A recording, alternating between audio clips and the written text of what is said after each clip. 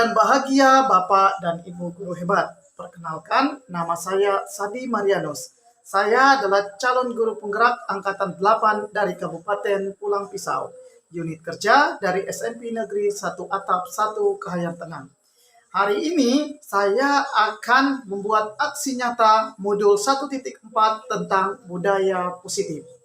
Adapun hal-hal yang saya persiapkan sebelum melaksanakan aksi nyata ini, yang pertama, saya berkoordinasi dengan kepala sekolah, berkoordinasi dengan pengawas dinas dari pendidikan Kabupaten Pulang Pisau, dan juga tentu saja akan berkoordinasi dan berkolaborasi bersama dengan seluruh rekan-rekan guru dan teman sejawat di SMP Negeri 1 Atap 1 Kahayan Tengah demi tersuksesnya acara pengimbasan modul 1.4 tentang budaya positif ini. Yang kedua, saya juga menyusun dan bersama-sama dengan wali kelas membuat keyakinan kelas di awal semester ini. Dan semoga aksi nyata ini bermanfaat khususnya bagi kami di SMP Negeri 1 Atap 1 Kahayan Tengah. Terima kasih dan selamat menyaksikan. Datang dan selamat pagi untuk kita semua. Assalamualaikum warahmatullahi wabarakatuh. Salam sejahtera untuk kita semua.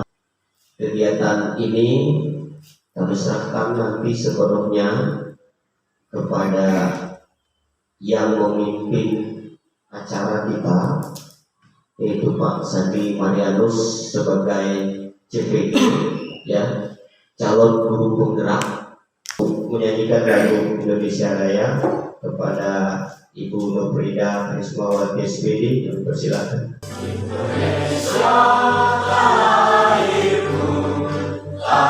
Kedua yaitu sambutan untuk Pak Mihin SPD MM.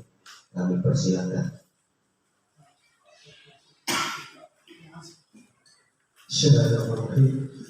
Terima kasih atas kesempatan yang diberikan oleh saya. Saya banggakan dan Bapak Sadi Marianus sebagai CPD yang telah ditunjuk di sekolah ini yang saya banggakan. Dengan mengucapkan Bismillahirrahmanirrahim, acara aksi nyata pengimbasan budaya positif akan dibuka secara resmi. Dan yang kedua, kita akan mendengarkan dari kepala sekolah SMP Negeri 1 Atap 1 Kahayan Tengah kepada Ibu Bumi SPD. Dipersilakan. Terima kasih atas kesempatan yang diberikan kepada kami. Yang saya hormati Bapak Pengawas SMP 1 Atap 1 Kahayan Tengah, yang saya hormati Bapak Ibu guru, dan yang saya banggakan yaitu calon guru. Acara kedua yaitu acara inti. Ini langsung dipimpin oleh Pak Sadi Marianus SPD membawa. Terima kasih Pak Surya. Assalamualaikum warahmatullahi wabarakatuh. Salam sejahtera untuk kita semua. Om Swastiastu, Namo Buddhaya, salam kebajikan rahayu. Tapi selamat dimulai, salam sujud karende numpang. Kali kata lino bacoran kasaroga pasengat kadibata. Terima kasih atas kehadiran kita semua pada pagi hari ini. Yang saya hormati dan banggakan Pengawas Dinas Pendidikan Kabupaten Pulang Pisau, Pak Mihin SPD MM. Yang saya hormati pula Ibu Kepala Sekolah SMP Negeri 1 Atap 1 Kahayan Tengah, Ibu Bumi SPD. Yang saya banggakan adalah teman-teman seluruh guru beserta tata usaha di SMP Negeri 1 Atap 1 Kahayan Tengah yang juga hadir pada saat ini. Perlu kami sampaikan bahwa Pak Mihin dengan penuh kerendahan hati pada kesempatan ini bukan berarti kita sebagai doktor atau sebagai pemateri. Kami di sini hanya mengimbaskan program pendidikan guru penggerak yang dilaksanakan sudah mulai dari bulan Mei kemarin sudah berjalan sekitar 2 bulan. Dimasukkan pada sekolah di mana calon guru penggerak itu berada. Maka perlu kami sampaikan juga Pak Mini bahwa kegiatan ini didukung penuh oleh sekolah, oleh kepala sekolah, oleh Bapak Ibu guru yang ada di sini. Kalau tidak didukung, kegiatan ini tidak mungkin bisa berjalan seperti ini. Dan itu yang menjadi ucapan terima kasih kami pada kita semua pada hari ini. Adapun kegiatan kita hari ini adalah menyampaikan masalah budaya positif yang sudah kami pelajari sekitar 2 minggu lalu dan ini akan dibahaskan untuk kita semua. Mungkin nanti lebih banyak kita berdiskusi sifatnya karena di sini kita saling berbagi lah.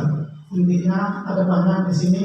Kalau saya ini masih junior, ada banyak yang lebih senior barangkali bisa membagikan ilmunya, sehingga nanti itu akan ada membentuk satu kolaborasi yang baik. Sehingga untuk imbasnya adalah untuk anak didik kita, untuk pendidikan yang betul-betul berpusat pada murid. Jadi mohon izin saya memulai presentasi hari ini.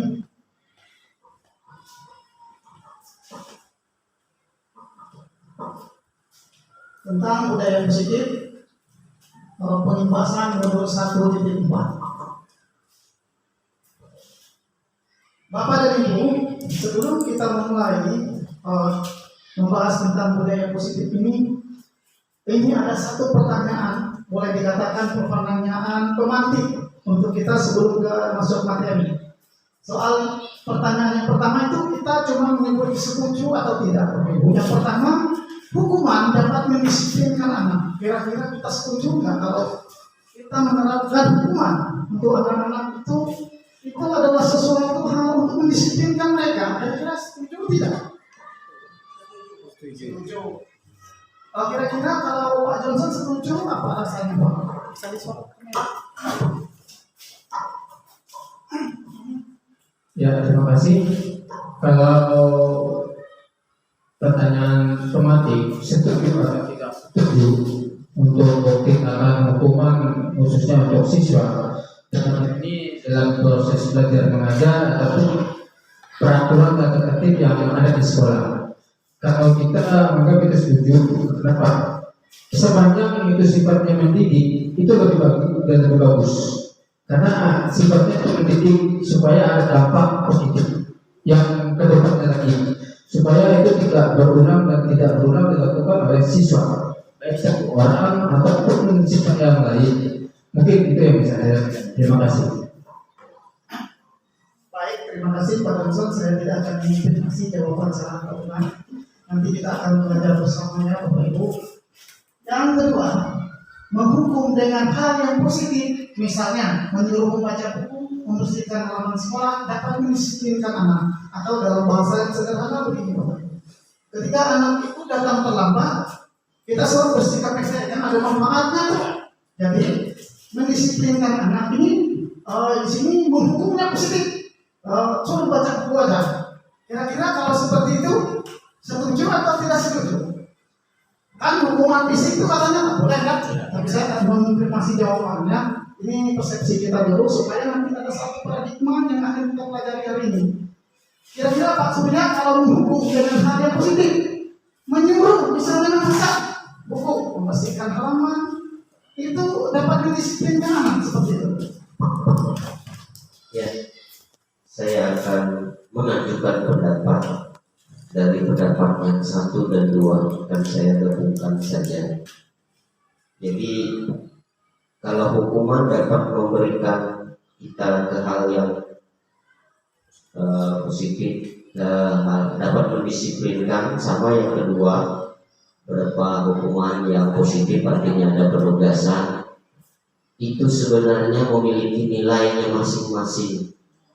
Nilai yang pertama, hukuman pada dasarnya adalah sebuah proses sebenarnya, ya, dalam pendidikan.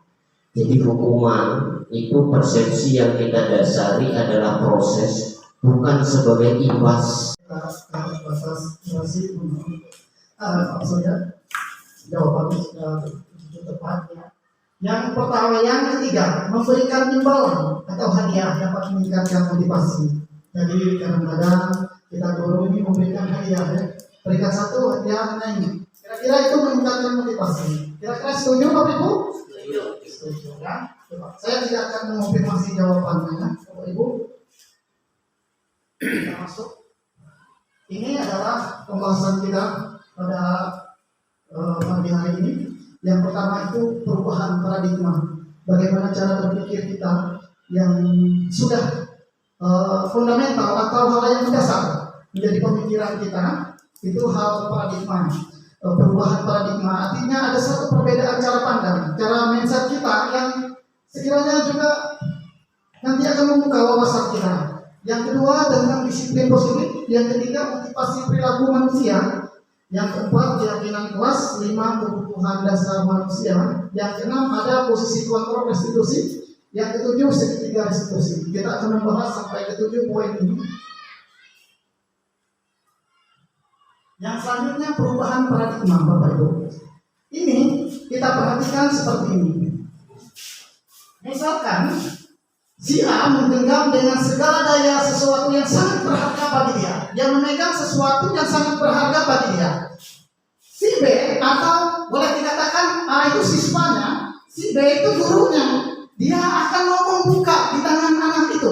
Boleh dia membuka dengan cara membujuk, mengancam, menghakimi, merayu, menyuap, atau apa saja yang dilakukan supaya anak itu membuka genggaman tangannya. Nah, pertanyaannya, apakah anak itu membuka? Itu pertanyaannya. Dia memegang sesuatu yang sangat berharga bagi dia. Terus ada seorang guru, boleh dengan merayu, membujuk, menghakimi, menyuap, supaya anak itu membuka. Jadi perubahan paradigmanya ini begini maksudnya Bapak Ibu. Dia, anak itu akan membuka. Jikalau yang mau membuka itu dia sendiri. Setuju tak? Kalau dia tidak mau, ya tidak mau.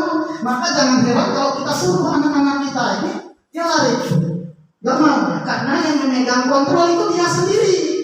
Guru tidak punya hak untuk mengontrol dia selama dia tidak mau. Ini cara pandang kita yang selama ini, apa yang kita suruh itu mau haknya. Dia itu tidak mau selama dia berpikir tidak mau. Dia mau selama dia berpikir mau. Kenapa dia mau? Karena dia terancam. Diancam sama kita. Pokoknya kalau besok sampai tidak turun, kamu tidak. Kita lanjut ya. Jadi konsepnya adalah yang memegang kontrol itu dia sendiri. Kita sebagai guru tidak bisa memegang kontrol, termasuk orang tua. Orang selama dia tidak mau, ya tidak mau. Nah, tapi ada caranya nanti. Bagaimana supaya anak itu mau? Perubahan paradigma ini. Kita perubahan cara berpikir kita, perubahan cara pandang kita yang selama ini kita bisa mengontrol murid. Hanya ilusi Bapak Ibu. Ilusi kalau guru bisa mengontrol murid. Kenapa? Karena yang membuka tadi adalah dia sendiri. Jadi pemahaman kita yang selama ini kita bisa mengontrol murid itu ilusi. Yang kedua, ilusi bahwa kritik membuat orang merasa bersalah, dapat menguatkan karakter. Contohnya bagaimana? Kritik dapat membuat orang merasa bersalah, dapat menguatkan karakter. Jika auto dia akan pasti dengan hidup bapamu dari bagawi lepatan kali dia berpuas sekolah. Nah, itu kita bermaksud sebenarnya apa? Supaya dia itu rajin sekolah. Itu ilusi Bapak Ibu. Selama dia nggak mau, kenapa itu ilusi? Karena kalau dia merasa bersalah tadi, dia akan merasa rendah diri, merasa dia ini tidak menjadi orang yang tidak berguna. Nah, itu bukan datang dari dirinya, orang lain yang mau mengontrol dia. Jadi itu hanya ilusi. Ilusi. Yang ketiga, ilusi bahwa semua penguatan positif efektif dan bermanfaat. Ilusi juga Bapak Ibu. Kita berikan penghargaan. Contoh, anak-anak, siapa yang hari ini membersihkan kelas paling bagus dapat kipas angin, misalnya. Lomba-lomba anak-anak itu untuk membersihkan kelasnya. Tapi ketika tidak ada hadiahnya, nggak mau kembali lagi ke asalnya. Ilusi Bapak Ibu. Jadi tidak bisa. Jadi ilusi. Kalau tidak ada hadiahnya dia kembali ke asalnya. Jadi itu tidak menguatkan karakternya. Itu yang akan kita pelajari hari ini Bapak Ibu. Sebelum itu tadi, coba Coba kita perhatikan anak yang bersepeda itu menggunakan helm. Anak yang menggunakan helm itu, kira-kira kita biasanya menggunakan helm itu bukan karena takut polisi kan, tapi menjaga kepala. Nah, itu maksudnya. Jadi maksudnya di sini perubahan paradigma itu bagaimana si anak itu dia sendiri yang tahu maksudnya. Kenapa kita kemarin menggunakan masker sampai saat ini tetap menggunakan masker? Karena kita tahu manfaatnya. Kita tahu nilainya dari masker itu bahwa itu nilainya kesehatan. Sama seperti anak yang bersepeda ini, dia menggunakan helm, dia tahu nilainya. Jadi ketika si anak ini tahu nilai apa yang dari disiplin positif itu, dia akan melaksanakan itu. Tetapi selama dia tidak tahu, yang memegang kontrolnya dia. Nah, itu arahnya ke sana. Jadi saya ambil akan kita, karena dia tahu helm itu fungsinya untuk dia, bukan untuk orang. Nah, itu yang akan kita kembangkan di sekolah kita ini, supaya motivasi itu bukan motivasi dari orang, tapi motivasi dari diri. Yang disampaikan Pak Surya kemarin, mulai dari diri, memang betul. Dia juga anak-anak kita itu mulai dari dirinya, supaya dia bisa mengontrol dia. Lanjut.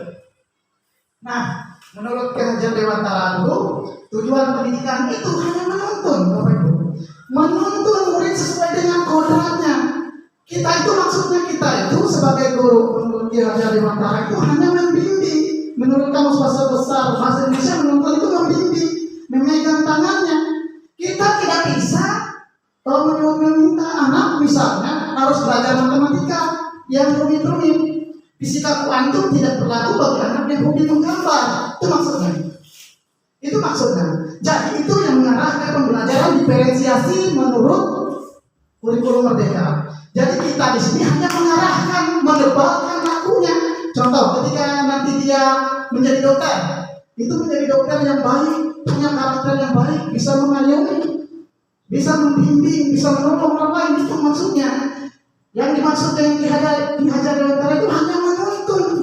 Tidak bisa kita itu, karena anak itu punya bakatnya masing-masing. Itu yang harus kita perubahan paradigma. Jadi kalau kita mengajar, ada anak-anak yang mungkin tidak suka dengan pembelajaran kita itu, kita harus melihat. Barangkali kita ada variasi mengajar karena dia tidak suka cara kita. Nah, itu nanti ke larinya ke sana. Lalu dalam proses menuntun itu, Ki Dewantara mengatakan inarso songkolodo, di depan memberikan suri teladan. Ketika kita lambat juga masuk, gurunya anaknya mungkin juga lambat juga. Ada pepatah katanya, guru kencing berdiri, murid kencing berlari. Jadi mulainya dari kita juga. Kalau kita menerapkan disiplin seperti amanat Pak Surya dari pagi, ya harus mulai dari gurunya. Karena kita menjadi suri teladan di sini. Yang kedua, dalam proses menuntun itu Ingmadio Manokaso di tengah juga memberikan semangat. Terus tentu Hadayani di belakang memberikan dorongan. Artinya apa Bapak Ibu? Ada satu kolaborasi yang bersama. Nggak bisa hanya guru, tapi juga didukung oleh kepala sekolah, warga sekolah, orang tua, wali, komite, praktisi pendidikan, itu semuanya mendukung. Jadi tiga itu adalah suatu kolaborasi. Nah, analogi yang kedua, menurut Ki Dewantara, kita sebagai guru ini seibarat petani, dan biji padi itu muridnya. Kita itu tugasnya hanya memperbaiki tanahnya, memberikan pupuk. Jadi kita itu menguatkan dia. Tujuannya apa? Kita tidak bisa memaksa anak mau jadi jagung ketika ditanam adalah padi. Itu maksudnya. Jadi ya dia mestinya padi, tapi bagaimana padi itu bisa tumbuh? Yang kita lakukan adalah memperbaiki tanahnya, artinya memperbaiki sistemnya. Jadi anak-anak itu sudah punya bakatnya masing-masing. Itu nanti di kurikulum mereka kita mengarah ke situ, Bapak Ibu. Jadi inilah analoginya menurut Ki Dewantara. Nah, ini kalau baru kita masuk ke disiplin positif karena kita sudah menguasai tadi paradigma tadi. Teori kontrolnya, anak itu yang memegang kontrolnya. Tapi bagaimana kita bisa supaya yang mengontrol itu dia sendiri, tapi dia sendiri yang bisa membuat budaya itu jadi positif di sini yang punya. Kita akan berbagi ilmunya di sini. Yang pertama itu budaya positif. Ada kira-kira Bapak Ibu yang bisa membantu saya mengartikan apa artinya budaya positif? Oke. Kira-kira Penda bisa? Kira-kira kalau budaya positif tidak ada salah benar bisa? Coba budaya positif itu seperti apa? Tahu bantu? Budaya positif itu maksudnya bagaimana? Ya kebiasaan. Makasih Bu Mary kebiasaannya. Jadi yang namanya budaya positif betul apa yang disampaikan oleh Bu Mary bahwa budaya itu adalah sebuah budaya. Kalau secara harfiahnya budaya itu artinya kebiasaan positif kebaikan. Begitu ada untuk mudah kita mengartikan berarti suatu kebiasaan baik yang harus diterapkan oleh guru di sekolah atau minimal di kelasnya sendiri. Jadi nilai-nilainya atau kebiasaan yang berpihak pada murid sehingga terbentuk itu bukan hanya dari nilai akademiknya, tapi juga karakter yang dibentuk dari lingkungannya itu. Ketika lingkungannya itu sudah positif, maka dia akan berdisiplin. Jadi yang sederhananya begini Bapak Ibu, ketika anak-anak itu sudah menjadi kebiasaannya, itu akan menjadi karakternya. Setelah menjadi karakter, itu akan menjadi budaya. Itu maksudnya budaya. Nah, bagaimana budaya positif itu diterapkan? Tentu dengan menggunakan disiplin positif. Jadi budaya positif itu di mana suasananya dulu harus dalam kondisi pembelajaran yang menyenangkan. Kalau anak masih tertekan belajarnya itu bukan budaya positif. Kalau anak masih belajarnya itu masih kita yang mengontrol mereka belum positif. Begitu. Jadi kalau budaya positif itu harus suasananya positif, di mana proses pembelajaran itu berjalan tanpa beban, aman, nyaman, siswa melakukan itu karena kebutuhannya. Jadi yang mengontrol itu dia. Aku perlu belajar itu karena aku memang butuh. Bukan orang lain yang menyuruh aku. Aku belajar itu butuh untuk masa depan. Bukan tidak begitu pemikiran mereka. Aku belajar itu karena aku memang butuh. Bukan orang lain yang menyuruh dia belajar. Nah, kalau dia butuh kebutuhannya, maka dia pasti belajar. Nah, bagaimana caranya supaya budaya positif ini dapat diterapkan? Yaitu dengan disiplin positif, Bapak Ibu. Disiplin positif. Nih, lakukannya itu dengan disiplin positif. Nah, umumnya begini ya, kita di sekolah ini membuat peraturan-peraturan. Ya, cuma peraturan yang kita buat sekarang ini belum berdisiplin positif. Mohon maaf, bukan saya mengatakan tidak baik. Peraturan yang sudah ada ini sangat baik, tetapi belum disiplin positif. Kenapa belum disiplin positif? Karena peraturan yang kita buat ini belum melibatkan anak secara keseluruhan. Jadi dia melakukan itu kita sepihak membuatnya tanpa ada campur tangan dia yang ikut membuat itu. Sehingga nanti kebutuhannya dia yang butuh itu karena orang yang buat. Lalu bagaimana caranya? Nah, disiplin itu sendiri Bapak Ibu, sering kita mengartikan begini, sesuatu yang dilakukan seseorang pada orang lain supaya mendapatkan kepatuhan itu arti kita. Sebetulnya disiplin itu dalam arti yang sebenarnya yaitu berasal dari bahasa Latin disiplina, yang artinya belajar. Belajar bagaimana disiplin membudari potensi menuju sebuah tujuan. Apa yang dia hargai, apa 5 menit keliling lapangan 5 kali. Itu belum disiplin positif, Bapak Ibu. Kenapa? Karena itu tadi kita belum melibatkan hukuman yang ada itu tidak pernah kita sepakati sebelumnya dengan anak. Misalnya ada satu konsekuensinya belum ada, sehingga suka-suka gurunya itu belum disiplin positif. Ketika kita melakukan hukuman kepada murid tanpa dia tahu sebelumnya konsekuensi apa dengan kesalahannya, itu namanya belum disiplin positif. Nah, bagaimana caranya? Yaitu mereka mengetahui nilainya. Seperti tadi ketika menggunakan hidup, nilainya itu yaitu keselamatan. Maka anak-anak itu harus tahu. Nah, nilai dalam kurikulum Merdeka ini adalah nilai profil belajar Pancasila yang mau kita terapkan. Yaitu bagaimana bisa bergotong royong, mandiri, pendidikan global. Nanti arahnya ke sana, kreatif. Cuma dalam nanti kita di sekolah ini tidak langsung harus diterapkan semua ini profil pelajar Pancasila nilai kebijakan. Mungkin satu dulu yang kita tebalkan, nggak mungkin langsung semua kita tebalkan. Barangkali ditebalkan dulu adalah misalnya disiplin kreativitasnya dulu sudah terlihat baru naik ke lain. Kalau kita langsung semua barangkali agak susah kita untuk menerapkan nilai itu. Begini lanjut, ini penerapan disiplin positifnya seperti ini. Nah, setiap pelanggaran yang dilakukan oleh seseorang dalam melakukan kontrol tadi, dalam melakukan kontrol kepada murid, Bapak Ibu, ada motivasi perilaku manusia yang harus kita pahami. Yang pertama adalah karena dia mau menurut apa yang kita mau, apa yang kita minta, apa yang kita suruh, karena dia menghindari ketidaknyamanan, takut dihukum. Nah, kalau anak misalnya, kalau kita menghukum anak, lari misalnya, kamu lari 10 kali lapangan, itu masih bernilai ancaman. Jadi anak-anak tidak nyaman. Kalau tidak nyaman tadi berarti suasananya belum positif, belum bisa disiplin positif, karena anak-anak merasa terancam ini. Jadi dia mau melakukannya. Tapi apa? Esoknya ngulang lagi, karena nilai yang didapat itu bukan dari dirinya. Yang kedua, kita memberikan imbalan atau penghargaan. Misalnya, yo anak-anak, misalnya seperti yang saya sampaikan tadi, misalkan yang paling bersih ruangannya mereka pakai kipas angin. Nah, ini mereka mau ini karena ada ini dari kita. Kalau kita sudah tidak ada hadiahnya lagi, kembali lagi ke asalnya. Karena nilai itu tidak ada dari dirinya. Lalu bagaimana caranya supaya anak-anak itu mau yang dia mau? Yaitu dengan menghargai dirinya sendiri melalui disiplin positif. Di slide selanjutnya. Nah, bagaimana cara memunculkan motivasi murid untuk berdisiplin positif? Memunculkan biar dia jangan ada dari mana? Jangan ada ancaman dari kita. Jangan ada iming-iming kita mengiming-imingi dia. Bagaimana caranya? Ini cara yang berbeda. Yaitu dengan membuat satu keyakinan kelas. Kalau kemarin kita membuat peraturan kelas, ya.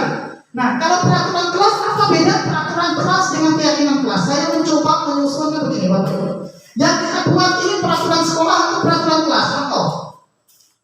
Itu tatanan yang dibuat untuk mengatur kalau peraturan sekolah atau peraturan kelas. Tidak efektif karena banyak pelanggaran. Anak-anak kita suruh baris hari Senin itu banyak yang atribut tidak lengkap. Maka sudah sampai proposal kita bilang tetap aja mereka ada yang melanggar. Nah itu maksudnya, tapi tidak efektif. Peraturannya juga buat. Yang ketiga, yang membuat adalah sekolah sendiri tanpa melibatkan dia. Itu kalau peraturan. Selanjutnya motivasinya itu motivasi dari luar. Kita yang buat, maka kamu harus. Sedangkan teori kontrol tadi, dia yang mengontrol dia, makanya ada yang tidak mau. Lanjut, lalu bagaimana cara kita supaya memunculkan disiplin positif itu, yaitu dengan membuat namanya keyakinan kelas. Kita semua di sini punya keyakinan, ya Bapak Ibu. Contohnya begini, kalau memakai helm tadi, nilai keyakinannya adalah keselamatan. Kalau membuang sampah pada tempatnya, aturannya, berarti nilai keselamatannya apa? Kebersihan. Nah itu yang mau kita terapkan nanti. Kita terapkan nilainya itu, bukan aturannya. Contoh, buang sampah pada tempatnya. Jangan menginjak taman, misalnya itu aturan. Nah kalau ada tetap jangan, anak-anak ini sering melakukan. Nah kita buat menjadi kalimat positif yang nilainya, bukan langkahnya. Kalau misalnya membuang sampah pada tempatnya, nilainya apa? Kebersihan. Nah, lalu masuk ke keyakinan kelas tadi. Kalau keyakinan kelas itu, saya memang tadi mencari artinya dalam kamus besar bahasa Indonesia, yaitu kepercayaan. Kalau keyakinan itu identik dengan kepercayaan. Apa yang dia percayai? Makanya kalau orang bisa menjadi teroris itu Bapak Ibu karena dia percaya betul masuk surga. Nah, jadi nggak bisa diganggu-gugat itu. Makanya kalau budaya positif itu kalau dia tahu betul apa yang dia inginkan, wah itu luar biasa anak-anak itu. Tanpa kita suruh mereka sudah sendiri. Tapi ini memang berproses. Dan kedua, mengacu pada dalam diri individu tersebut kepercayaan yang sungguh-sungguh dia pegang. Ada nilai-nilai yang dia pegang. Sehingga motivasinya itu motivasi dalam dirinya, bukan dari luar ekstrinsik, tapi motivasi dari dalam dirinya. Sehingga itu tertanam dalam dirinya. Ada tidak ada guru, tapi dia belajar masuk. Oh ini ada ini nggak ada nih Mas Adi hari ini nggak bisa masuk. Jadi kalau anak-anak sudah motivasinya dari dalam itu, dia sendiri ada buku lah untuk kami pelajari. Nah, jadi dia tahu kebutuhannya. Ini selama ini kita lihat anak-anak kita ini sering seperti itu. Tapi bagaimana cara membuat keyakinan kelasnya Bapak Ibu? Ini yang paling penting karena kita praktek bukan juga berteori. Saya sudah membuat ini keyakinan kelas dalam bentuk video. Saya akan majukan karena ini akan diterapkan di semester awal ini. Ini suara. Nah, jadi saya membantu anak-anak itu membuat apa yang menjadi kelas impian mereka. Kita berikan kesempatan mereka bereksplor. Apa yang menjadi impian anak-anak kita ini? Impian mereka itu apa? Kita dulu lihat dulu apa yang mereka tulis. Supaya apa yang datang nanti supaya dari diri mereka. Kamu tadi apa yang kamu tulis kemarin? Nah, gitu kan? Nah, ini anak-anak kita coba untuk membuat ini. Hasilnya seperti ini ternyata. Keinginan anak-anak kita ini. Jadi kelas impian ini saya ambil salah satu, ini banyak sekali. Belajar menggunakan HP katanya. Ini hak anak-anak juga untuk kenapa? Karena sekarang ini pendidikan sesuai kodrat zaman. Kita tidak bisa menghindari zaman. Apakah HP itu baik atau buruk? Itu bisa sebagai pisau bermata dua, Bapak Ibu. Tidak baik kalau memang penggunaannya tidak baik. Itu bisa juga menjerumuskan. Tapi kalau HP itu digunakan dalam proses pembelajaran, itu juga bisa baik. Nah, itu Bapak Ibu. Jadi kita fasilitasi apa yang jadi manfaat mereka, sehingga saya membuat dari kesimpulannya. Ini sama Pak Andi kemarin yang melihat untuk membuat ini. Jadi seperti ini jadinya Bapak Ibu, keinginan mereka itu kita yang buat. Nah, saya buatkan semacam ini. Jadi ada keyakinan kelas 9 SMP 1 atap 1 kehendak. Yang pertama adalah belajar dengan sungguh-sungguh. Itu nilainya. Jangan ada kalimat jangan misalnya malas. Ini adalah kalimat negatif. Kita ubah menjadi kalimat positif. Anak-anak kita itu kalau jangan malas, yang dia pikir itu malas ujungnya. Jangan berkelahi. Itu kalimat negatif. Bahasa Indonesia paham itu? Jangan negatif bahasa Surya ya. Jangan misalnya berkelahi. Jangan ingatnya berkelahi terus. Tapi kalimat positifnya bagaimana? Yang damai lah, yang rukun lah. Seperti itulah kalimatnya. Jadi kita akan merubah kalimat yang dia mau tadi menjadi konteksnya dia ingin belajar. Berarti ya HP tadi. Berarti konteksnya pengen belajar, tulis belajar dengan sungguh-sungguh. Yang kedua, menjaga kebersihan. Tulis dia ada tadi katanya mau ruangan yang bersih. Ketiga, bersikap ramah, baik dan santun. Yang ketiga, saling menghormati. Jangan terlalu banyak Bapak Ibu poinnya. Terlalu banyak gak bisa kita lakukan seperti yang tadi disampaikan. Kita tebalkan dulu yang menurut kita yang guru itu yang penting saat ini itu apa? Dan ini ditempel, nanti akan kita print, ditempel di kelas-kelas itu, sehingga anak-anak itu terus membacanya, terus melihat, terus membacanya. Tapi kita lakukan tadi, oh kalian tuh pengennya inilah, berarti ini yang menjadinya. Lalu bagaimana selanjutnya? Nah, keyakinan kelas yang sudah kita buat tadi, belajar dengan sungguh-sungguh itu, kita tebalkan lagi. Bagaimana yang belajar dengan sungguh-sungguh itu? Karena anak-anak itu bisa tidak mengerti yang maksudnya belajar dengan tidak sungguh-sungguh itu yang bagaimana modelnya. Lalu kita buat di situ, tampak seperti apa yang orang belajar dengan sungguh-sungguh itu? Belajar dengan rajin. Kita buat. Yang kedua, aktif berdiskusi. Itu namanya belajar dengan sungguh-sungguh. Nilainya. Nah, oh iya, kalau misalnya tadi belajar dengan sungguh-sungguh itu berarti yang tampak tuh belajar. Kalau misalnya belum belajar rajin, belum nampak berarti nilai keyakinanmu itu sebagai belajar dengan sungguh-sungguh. Lalu yang tidak nampaknya apa? Yang kita ini sampaikan kepada mereka. Yang tidak tampaknya itu ya tidak semangat belajar kalian, tidak terlibat dalam diskusi, itu sudah berarti kita belum belajar dengan sungguh-sungguh sesuai keyakinan yang sudah kita susun kemarin. Begitu, selama enaknya itu. Lalu selanjutnya mungkin nanti ada diskusi di akhir Bapak Ibu. Lalu menjaga kebersihan. Yang nampak seperti apa yang namanya kebersihan itu kita jelaskan ke anak-anak. Karena mereka ini kadang tidak tahu. Kita kadang cuma menjaga kebersihan. Kita buatkan poinnya. Oh tampaknya apa? Tampaknya orang membuang sampah pada tempatnya. Itu yang kelihatan. Berarti kan itu nilainya bersih. Orang membuang sampah pada tempatnya. Nilainya berarti bersih. Membersihkan ruangan kelas. Nah, ada lagi kelas kita yang kotor. Ini sengaja dibuat tidak panjang-panjang. Bapak ini tidak usah panjang-panjang supaya mudah diingat. Kalau panjang nggak dibacanya. Kalau nggak menarik kita buat nggak dilihatnya. Itu anak sekarang. Jadi kita upayakan untuk membuat kalimat itu yang mudah dia ingat, membuat desain yang mudah mau dia ingat. Oh itu agak lain itu apa bacaannya.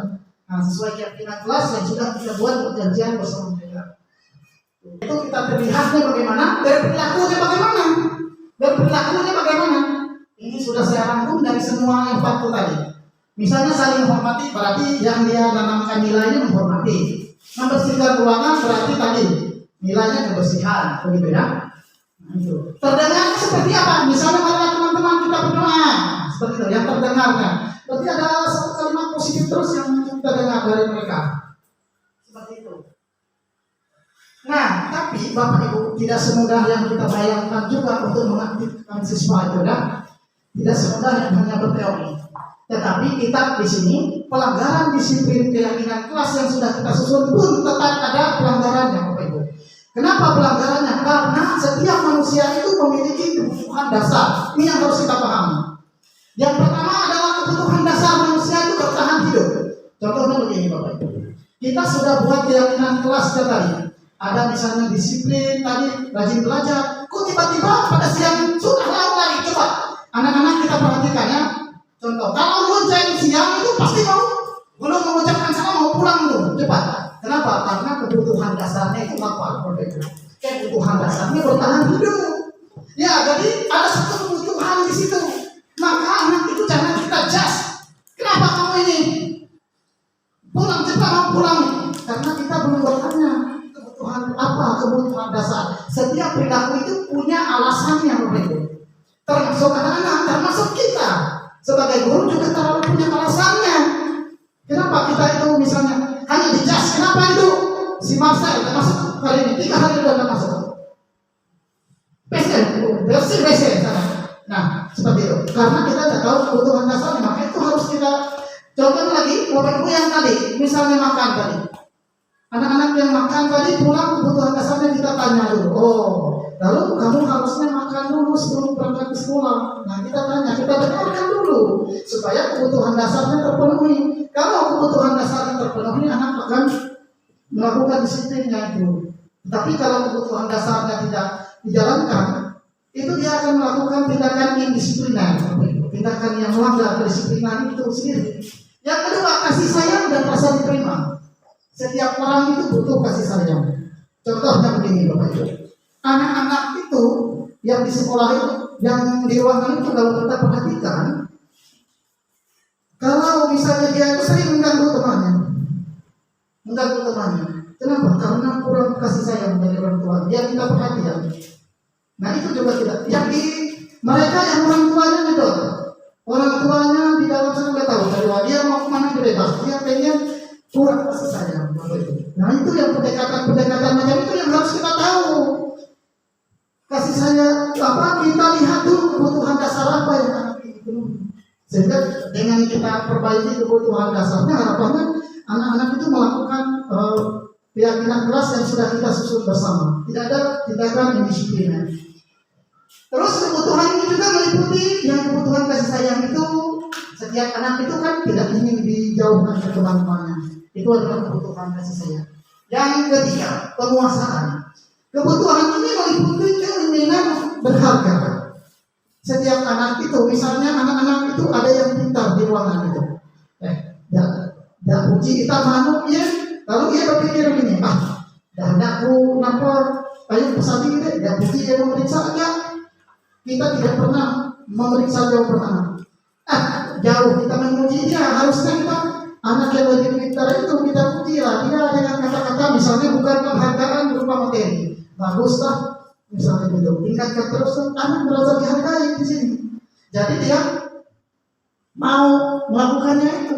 Kalau kita misalnya di kelas itu kita ada nggak bisa jawaban mereka itu, jatuh nih penerima sama ya pi, nggak puji dia pas tadi periksa yang kayak itu.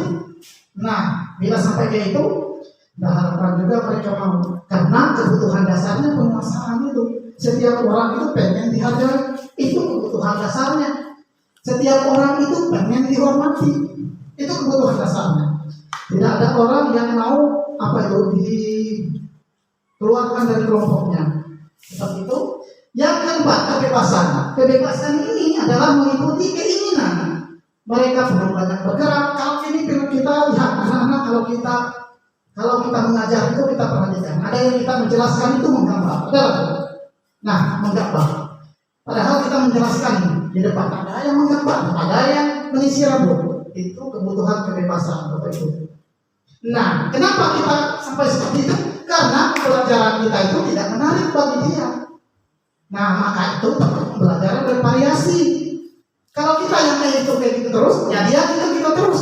Karena kebutuhannya akan kebebasan. Dan menarik cara kita mengajar. Seperti itu, Bapak Ibu. Yang selanjutnya adalah kebutuhan akan kesenangan atau fun. Ini kebutuhan untuk mencari kesenangan, bermain atau tertawa. Anak-anak, kalau misalnya kita mengajar tuh ada yang masih poli, ada yang masih sepak bola, kesenangan gitu. Setiap orang juga perlu kesenangan. Jadi kita sering mana-mana, apa itu? Main di lapangan tuh, ambil bola, masuk sudah sudah masuk. Nah, tetapi kita tidak pernah tanya kebutuhan, pernahkah kita melakukan ekstrakurikuler untuk meningkatkan kesenangannya dia? Begitu. Nah, kalau kita sudah melakukan misalnya ekstrakurikuler, sudah melakukan misalnya ini mau hari ini, kita kembali kehendaknya dia. Jadi dia tidak punya alasan, kesenangannya sudah terpenuhi, Bapak Ibu. Itulah caranya. Jadi kita kadang-kadang menjudge siswa kita ini siswa yang pada basis solusi. Ada posisi kontrol dari kita. Kalau tetap anak itu kita sudah mengetahui bahwa kebutuhan dasarnya kita sudah tahu terpenuhi, masih ada saja anak-anak melakukan tindakan disipliner atau tindakan melanggar peraturan atau keyakinan. Kita nyebutnya keyakinan, bukan peraturan, keyakinan kelas. Nah, ini kita sekarang menempatkan posisi kita sebagai guru. Posisi kontrol kita yang pertama adalah sebagai penghukum, Bapak Ibu. Coba perhatikan, kamu lagi yang berbuat terlambat ini. Apa yang dirasa anak? Anak akan timbul perasaan rendah di sini. Kalau kita menggunakan posisi kontrol sebagai penghukum, tetap mengalami. Pas dia dengan mengenal kalah itu betul sekali. Di sini sebagai posisi penghukum. Ketika kita melakukan posisi kontrol kita sebagai penghukum, akan timbulnya karena itu resiko angin pasal gelek. Betul. Ada dendam dan dia kalau kita menggunakan posisi kontrol yang pertama sebagai penghukum. Seorang menghukum itu bisa menggunakan fisik maupun verbal. Verbal itu kita menggunakan kata-kata kasar. Mengajak itu termasuk posisi menghukum. Contoh, amun ikau deruk sampai dia mohon itu termasuk posisi menghukum, Bapak Ibu. Ada nilai hukuman verbal di situ. Menghandi, membentak, menunjuk, menyindir, mengancam, suara tinggi, bahasa tubuh, mata mengotot, jari menunjuk itu adalah posisi kontrol yang pertama yang bisa kita lakukan. Dan ini posisi kontrol yang kita lakukan ini tidak menimbulkan motivasi dari dalam dirinya. Dia tetap melakukan, Bapak Ibu. Tetap aja, biarpun kita marah-marah. Ini posisi penghukum. Yang ada itu malah dia terluka, akan ada perasaan dendam dengan kita. Maka di kurikulum Merdeka ini kan, kenapa ini dimunculkan dalam pendidikan guru penggerak ini? Karena kita tidak boleh, Bapak Ibu, menghukum anak. Kita kena undang-undang perlindungan anak. Banyak guru sudah berpenjara. Maka ada satu langkah dari kementerian itu memunculkan ini. Dan ini harus diimbaskan ke kita semua. Jangan sampai ada ketidaktahuan kita. Bukan kementerian. Contohnya sebagai posisi kontrol, sebagai menghukum. Yang kedua, posisi kontrolnya. Pembuat merasa bersalah. Apa ini? Segini. Dalam posisi ini biasanya guru menggunakan suara lembut. Pembuat merasa bersalah akan menggunakan keheningan membuat orang merasa tidak nyaman. Contoh begini seperti tadi. Contoh, ikau tuh dia pasti dengan hidup apa kan pegawai. Ikau dia berbuat belajar itu membuat anak merasa bersalah. Bapak sangat kecewa sekali dengan kamu. Itu dia merasa bersalah. Anak dalam posisi identitas mental. Lalu gimana coba kalau orang tua kamu tahu bagaimana kamu berbuat begini, dia merasa bersalah. Apa yang dilakukan anak ketika dia merasa bersalah? Rendah diri, merasa tidak berguna. Ada banyak anak yang ketika kita terus sampaikan itu bisa sampai ada yang bunuh diri. Ada juga yang menghantam temannya karena dia itu ikhlasnya. Seperti itu, Bapak Ibu. Kalau kita membuat posisi kontrol sebagai pembuat merasa bersalah. Yang selanjutnya, posisi kontrol yang ketiga yang kita lakukan yaitu teman. Nah, ada banyak orang menggunakan posisi ini. Misalnya kalimatnya seperti ini. Ayo bantulah demi ibu. Kamu mau lah bapak ini dimarahin kepala sekolah terus kalau kamu melanggar disiplin ini. Bapak tidak enak. Nah, misalnya seperti itu kalimat-kalimatnya itu teman. Tapi apa Bapak Ibu? Kalau sebagai posisi teman itu hanya salah satu guru aja yang dia sukai. Dan yang lebih parahnya lagi kalau posisi teman itu dia akan hai. Jadi kita kehilangan don. Kita kehilangan apa itu? Namanya kewibawaan kita kalau dia menganggap itu teman.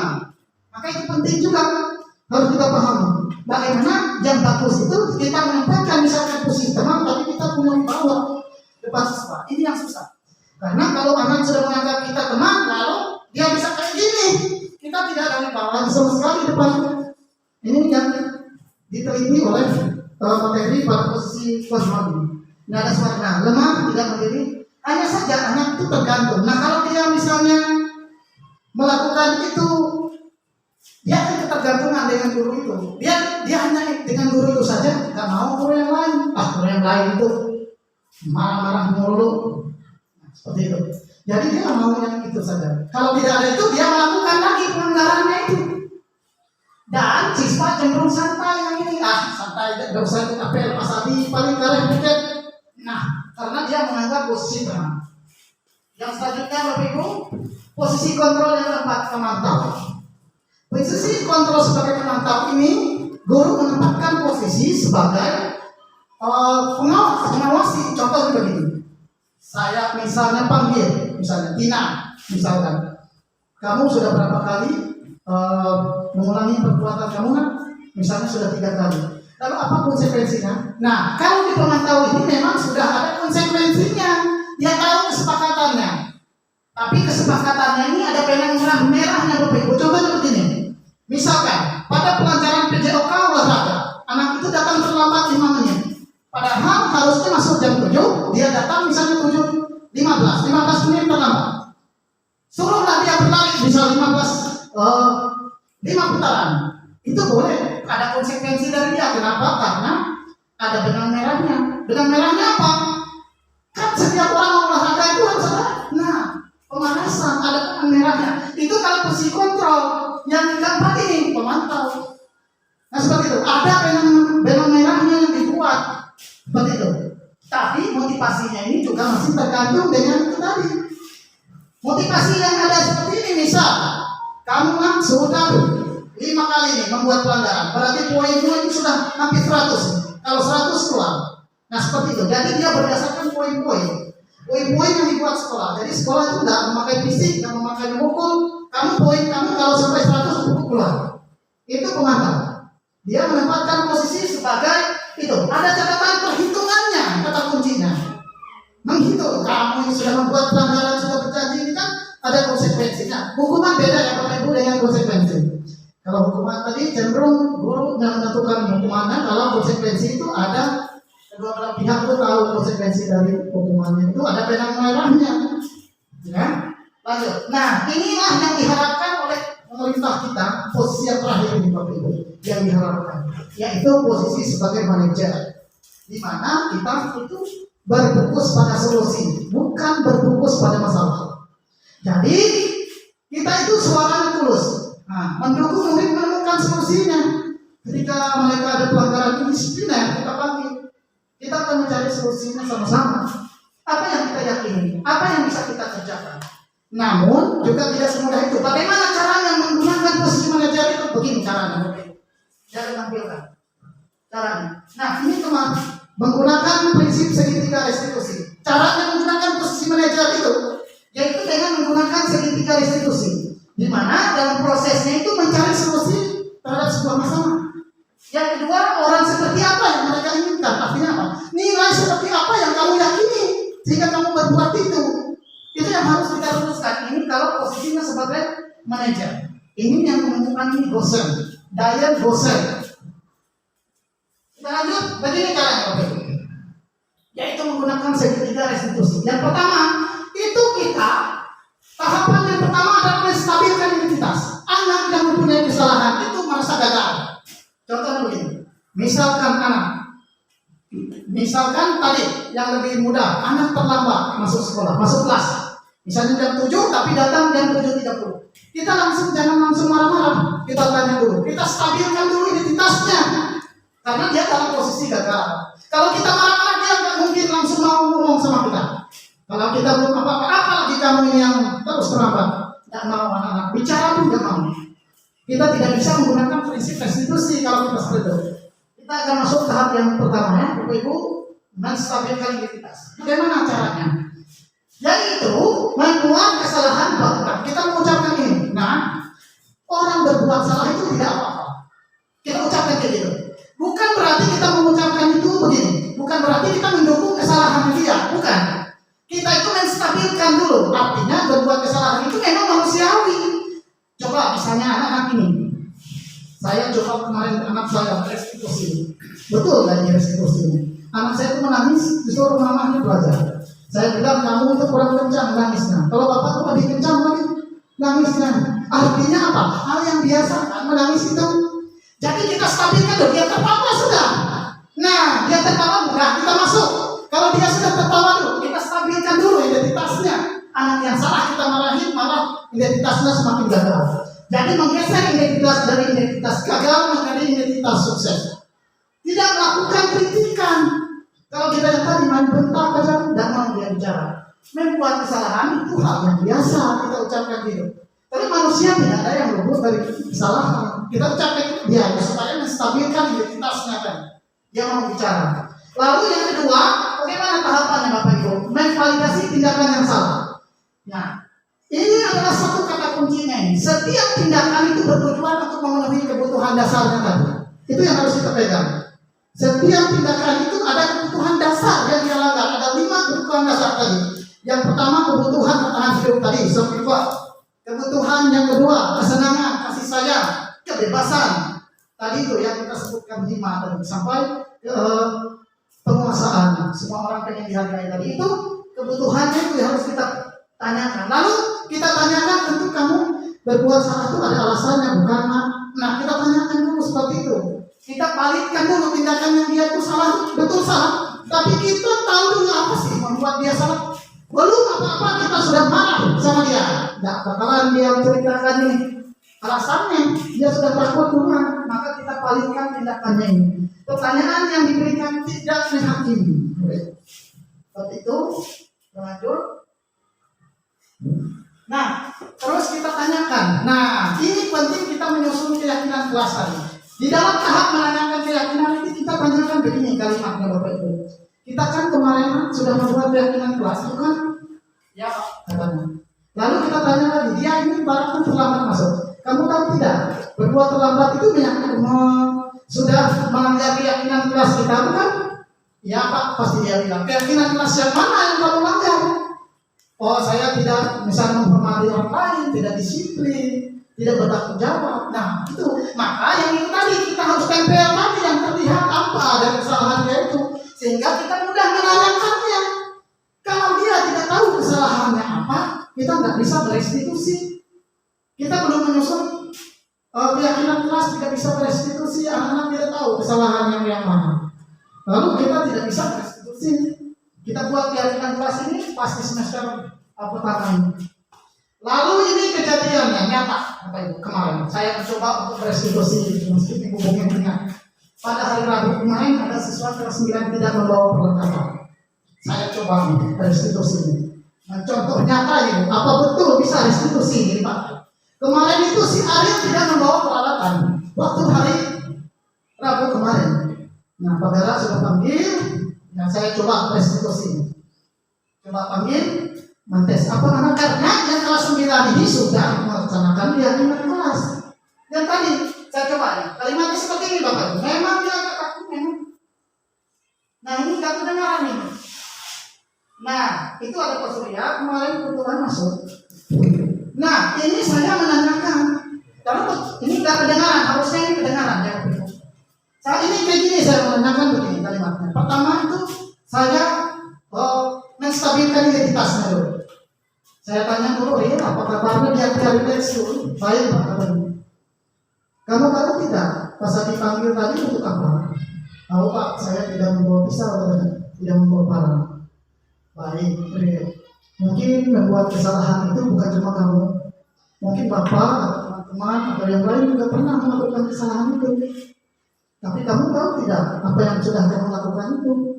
Nah, seperti itu pertanyaan dari kita. Seperti itu. Lalu dia akan menjawab, ya Pak. Katanya. Lalu kita singkat saja, bertanya itu arahnya ini. Tentu kamu punya alasan mengapa kamu tidak membawa pisau. Katanya aku lupa Pak. Katanya lupa bawa pisau. Sudah kali kasih tahu, sudah. Katanya dikasih tahu cuma aku lupa. Lalu kita sudah menstabilkan identitasnya, tanya keyakinannya. Kita sudah menyusun keyakinan kelas, bukan? Sudah. Lalu keyakinan kelas mana yang kamu anggap kemarin? Kan kita sudah buat itu. Keyakinan kelas sama-sama. Yang mau siapa? Tadi bukan saja Pak. Kami Pak. Nah, lalu setelah itu saya tanya keyakinan kelas mana? Kamu sudah lakukan? Tidak menikmati. Lalu kalau misalnya kamu ini supaya tidak melakukan kejadian yang sama kemudian hari, kira-kira apa yang kamu lakukan? Katanya aku akan mengingatkan dan mendengarkan yang disampaikan. Katanya saya mencoba, saya tidak mengajari dia mengucapkan itu ya. Saya tidak mau mendidik dia mengajarkan caranya itu, tidak mau. Maka tuh dia menurut karena bukan settingan. Ya, kalau dia, nah dia tertawa karena identitasnya sudah sukses. Kalau kita marah-marah dia nggak mungkin tertawa-tawa. Seperti itu. Kira-kira. Ya saya mencoba juga di sekolah ini untuk melakukan bukan hanya teori, coba melakukan prakteknya juga. Sampai sedikit-sedikit apa betul teorinya begitu, apa betul teorinya itu. Nah di sini saya Bapak Ibu mencoba mempraktekkan hal-hal yang sedikit yang didapat. Nah ini dia, saya tanya apa perasaanmu. Nah itu dia senang itu, ketawa. Saya tidak mau ngajarin dia ngomong, pokoknya terserah kamu yang ngomongnya apa. Katanya saya berjanji tidak mengulang lagi. Boleh nggak ada suaranya? Nah, Bapak Ibu, saya menempatkan posisi di sini bukan sebagai mentor, pengajar, apalagi bukan. Saya menyampaikan apa yang sudah saya dapatkan dan kita berbagi bersama dalam pembahasan ini, Bapak Ibu. Saya bukan jauh sekali merasa lebih hebat dari Bapak Ibu semua. Tapi saya di sini akan membagikan ilmu yang sudah didapat dari pendidikan guru penggerak ini. Kalau uang tidak ada yang bisa dibagi, mungkin ilmu ini yang bisa dibagi. Dan pada kesempatan pagi hari ini saya mengajak kita bagi teman-teman Bapak Ibu yang mau mengikuti guru penggerak, ayo kita sama-sama. Terima kasih. Kami kembalikan kepada moderator kita. Terima kasih.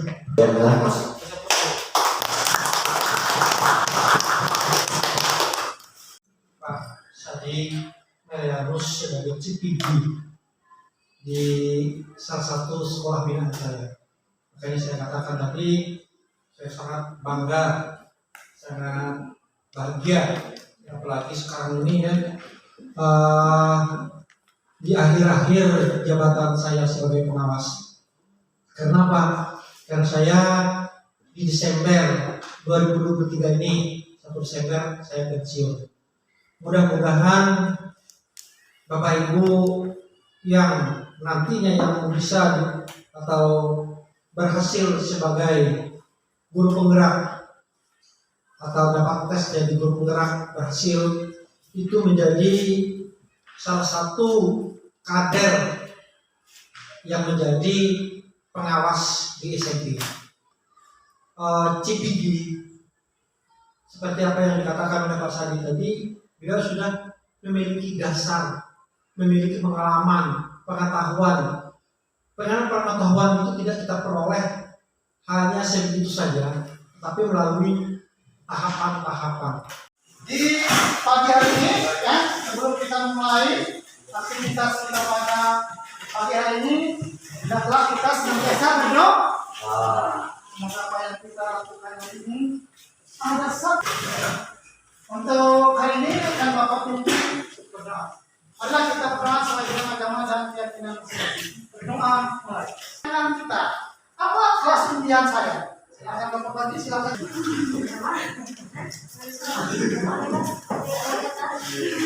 Tulis dulu. Tidak usah tanya sekali karena setiap orang keinginannya berbeda ya. Tulis, nanti akan kita tempel sama-sama.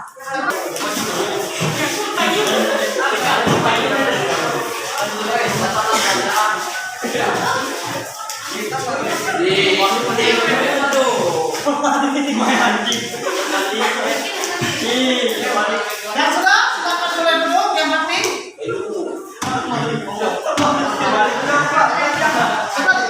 Oke, ya. Ulangi.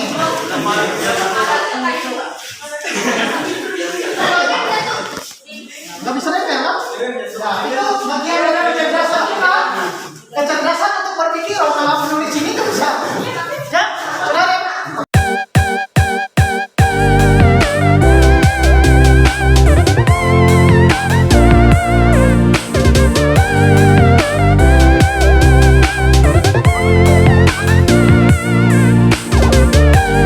Kenalkan, nama saya Febri Sandro, kelas 9.